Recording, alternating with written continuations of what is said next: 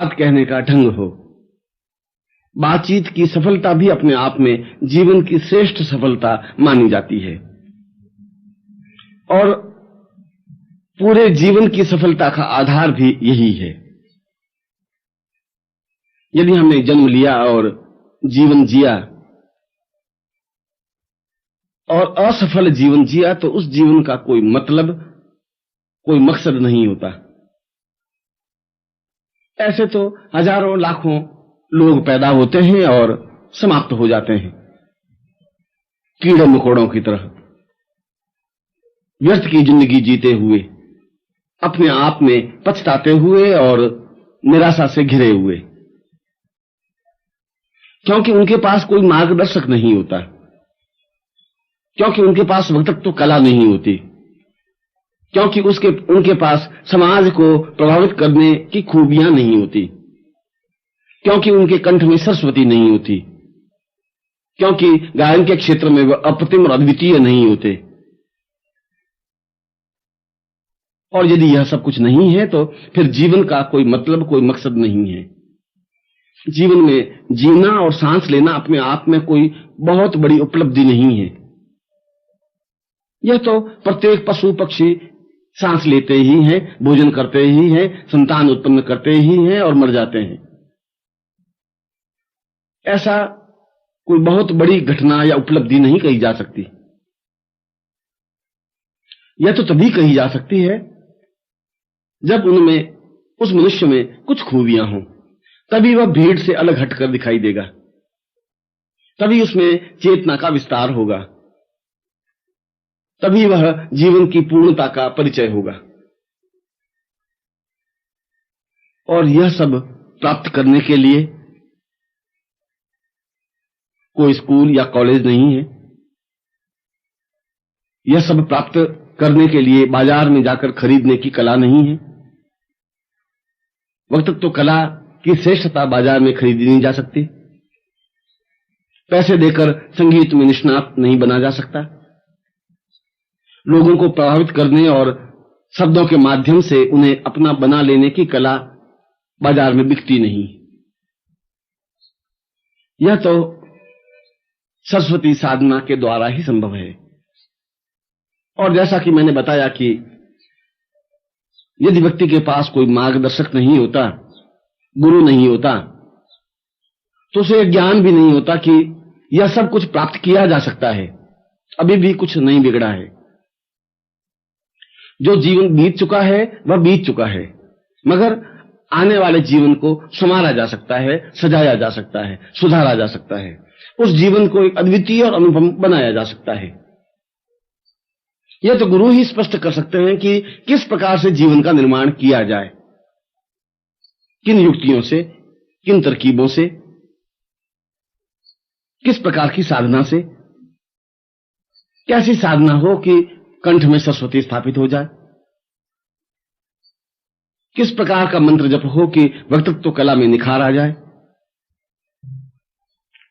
कौन सा चिंतन हो कि शब्दों में उतार चढ़ाव आ जाए और गायन के क्षेत्र में अप्रतिमेयता स्थापित हो जाए। यह सब तो गुरु ही बता सकता है, जो तुम्हारा साथी है, जो तुम्हारा सहयोगी है, जो तुम्हारा मार्गदर्शक है, जो तुम्हें ऊंचाई पर पहुंचाने में समर्थ सक्षम है, जिसने स्वयं ने वाग्देवी सिद्धि कर रखी है, जो स्वयं सरस्वती के विभिन्न आयामों को समझता हो, उनकी साधनाओं में श्रेष्ठता प्राप्त की हो, वही मार्गदर्शन कर सकता है। और ऐसा मार्गदर्शन प्राप्त कर यदि साधक या शिष्य अपने रास्ते पर आगे बढ़ता है तो वह जीवन में वह सब कुछ प्राप्त कर सकता है जो उसके जीवन का लक्ष्य या अभीष्ट है। वह सब कुछ अपने खाते में डाल सकता है जो जीवन की पूर्णता के लिए आवश्यक है। और ऐसा प्रत्येक व्यक्ति के लिए संभव है, चाहे उसका व्यक्तित्व आकर्षक हो या न हो, चाहे उसने गरीब घर में या अमीर घराने में जन्म लिया हो, चाहे वह कमजोर या मोटा हो, चाहे वह किसी जाति या रंग का हो, इससे कोई अंतर नहीं होता। सरस्वती साधना तो प्रत्येक के लिए सहज संभव है, सुगम है, सरल है, क्योंकि यह साधना अपने आप में त्रिगुणात्मक स्वरूप में से एक महाशक्ति की साधना है। सरस्वती को महाशक्ति कहा गया है क्योंकि वह जीवन की आराध्या है, जीवन की पूर्णता की आधार है, जीवन को श्रेष्ठता तक पहुंचाने का आयाम है। यदि सरस्वती नहीं है तो फिर जीवन भी नहीं है। जीवन अपने आप में एक बेमानी और तुच्छ बन करके रह जाएगा, जिसका कोई प्रयोजन नहीं होता, जिसका कोई लक्ष्य नहीं होता, जिसकी कोई मूल्य नहीं होता। इसीलिए शास्त्रों में सरस्वती साधना को प्रथम और महत्वपूर्ण साधना माना है। जो साधक या शिष्य ऐसी साधना संपन्न कर लेते हैं, उनके जीवन में किसी प्रकार का कोई अभाव नहीं रहता, क्योंकि इसे स्मरण साधना भी कहा गया है। सरस्वती को स्मरणिका कहा गया है। स्मरणिका याददाश्त, स्मरणिका मस्तिष्क का विकास, स्मरणिका जो हम पढ़ें वह हमेशा हमेशा के लिए मस्तिष्क में अंकित हो जाए, याद हो जाए। ऐसा नहीं हो कि हम पढ़ें और याद रहे ही नहीं।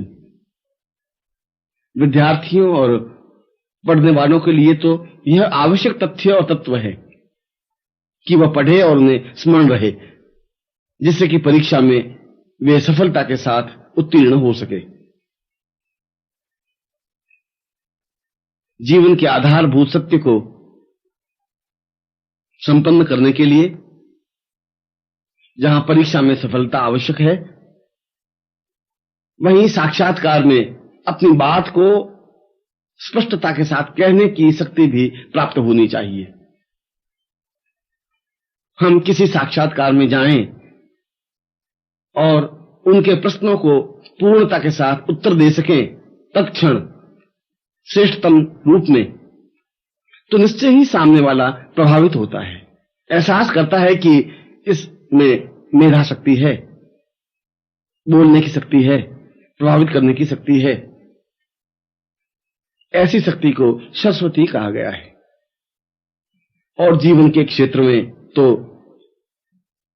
इस मेधा शक्ति और सरस्वती की नितांत अनिवार्यता रहती ही है, चाहे हम किसी भी व्यापार या व्यवसाय में हो, चाहे हम किसी भी क्षेत्र में हो, क्योंकि हमारे जीवन में हजारों लाखों लोगों से संपर्क तो रहेगा ही, जिसमें अच्छे बुरे, बुद्धिमान मूर्ख, तेज तर्रार और सुस्त सभी तरह के लोग होंगे और कई कई रूपों में हमारे सामने आएंगे।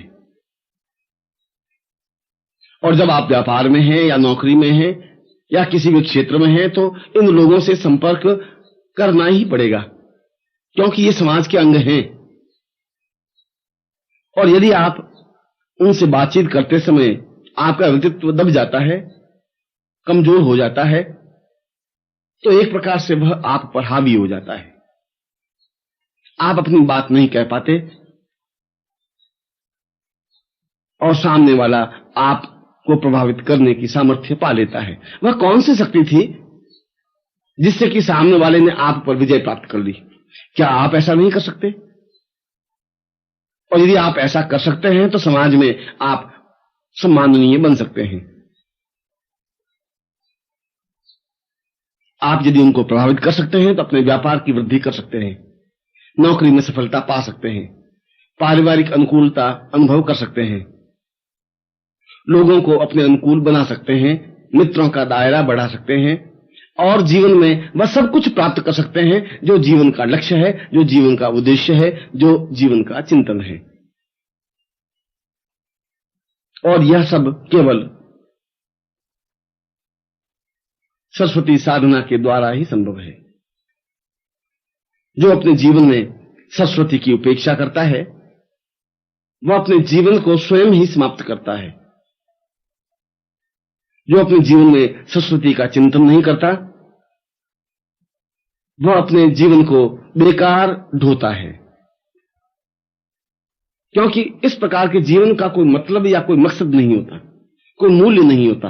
वह तो एक घिसा पिटा जीवन होता है जिसका कोई अर्थ या चिंतन नहीं होता, जिसे सम्मान प्राप्त नहीं होता, जिसे समाज में श्रेष्ठता अनुभव नहीं होती, जिसे पूर्णता प्राप्त नहीं होती, और जो अपने जीवन में जो कुछ करना चाहता है नहीं कर सकता।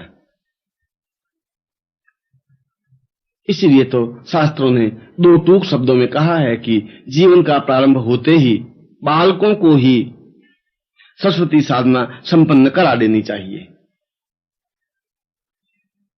तभी बालक मेधावी हो सकते हैं, तभी बालक में वाक शक्ति प्रखर बन सकती है, तभी बालकों की स्मरण शक्ति ऊंचाई पर उठ सकती है, तभी बालक का व्यक्तित्व तेजस्वी और प्रभावपूर्ण बन सकता है। और यह सब सरस्वती साधना के द्वारा ही संभव है। यूं तो जीवन में प्रत्येक वस्तु की आवश्यकता होती ही है, परंतु आधार तो वाक शक्ति है, आधार तो बोलने की शक्ति है, आधार तो दूसरों को प्रभावित करने की शक्ति है। आपके पास एक प्रखर मस्तिष्क हो, स्मरण शक्ति हो, बोलने की कला हो, तो निश्चय ही आप समाज के बहुत बड़े वर्ग को अपना अनुकूल बना सकते हैं। और यह अनुकूलता ही जीवन का आयाम होती है, यह अनुकूलता ही जीवन की पूर्णता मानी जाती है।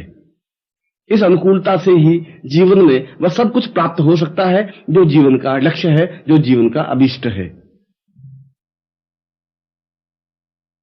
इसलिए जहां जीवन में भगवती जगदम्बा की साधना आवश्यक मानी गई है, महाकाली की साधना आवश्यक मानी गई है, उससे भी ज्यादा और उससे भी पहले सरस्वती की साधना को महत्व दिया गया है, क्योंकि यह है तो अन्य साधनाएं संभव हो सकती हैं।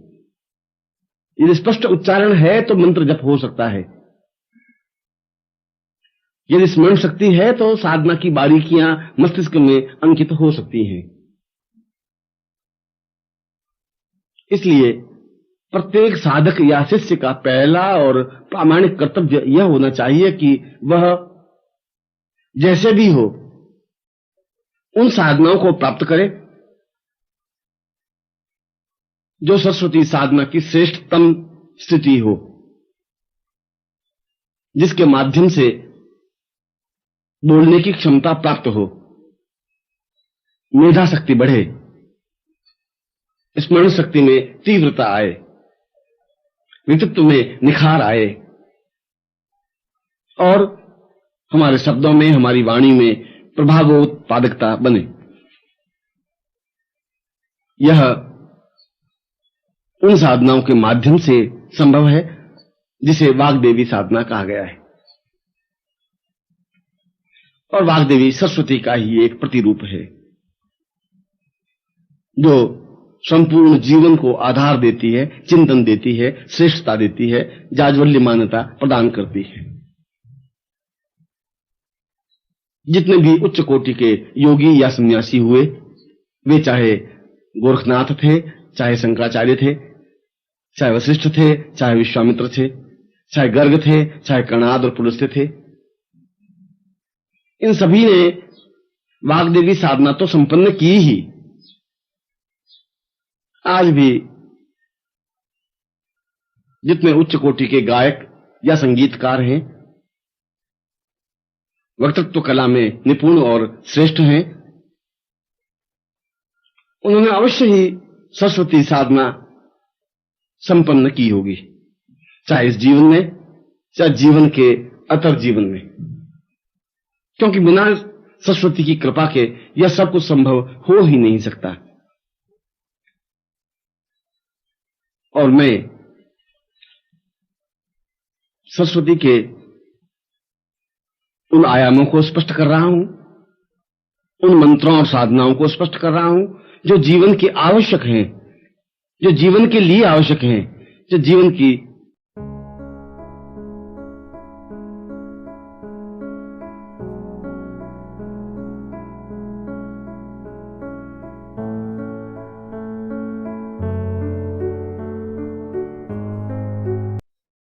ओम परम तत्वाय नारायणाय गुरुभ्यो नमः। ओम ह्रीं मम प्राण देह रोम प्रतिरोम चैतन्य जाग्रय ह्रीं ओम नमः। ओम भूर्भुवः स्वः तत्सवितुर्वरेण्यं भर्गो देवस्य धीमहि धियो यो नः प्रचोदयात्।